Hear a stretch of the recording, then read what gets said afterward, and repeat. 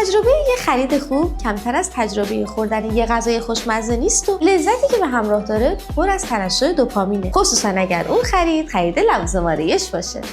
معمولا استندهای آرایشی توی فروشگاه‌ها بیشتر از یه مرد جذاب میتونن دل خانم‌ها رو ببرن و اونا رو محو خودشون کنن. چه قصد خرید داشته باشیم چه نه، ما خانم‌ها عاشق تست کردن لوازم آرایش روی دستمون هستیم. البته بعدش هم خیلی سریع از همون دسته کثیف و رنگی کلافه میشیم.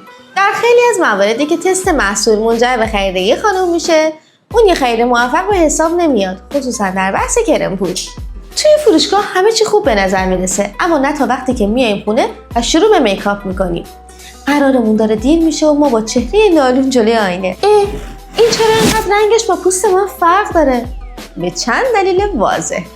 اولیش به خاطر اینه بافت و رنگ پوست دست با صورت فرق داره و در اکثر مواقع پوست صورت روشن‌تر از روی دسته. پس به جای تست کرم پود روی دست، اون رو روی خط فکت نزدیک به رنگ گردن تست کن. دلیل دومش به خاطر اکسید شدن کرم پود روی پوست در مجاورت هواست. بعد از اینکه کرم پود جذب پوست شد و از حالت خیسی در اومد، رنگدونه‌هاش در مجاورت هوا شروع به تیره تر شدن میکنن و گاهی چند درجه از حالت اولش تیره تر میشه. و اما یه دلیل مهم دیگه هم داره. همین الان کلمه کرم پود رو واسم کامنت کن تا توی دایرکت برات بفرستم.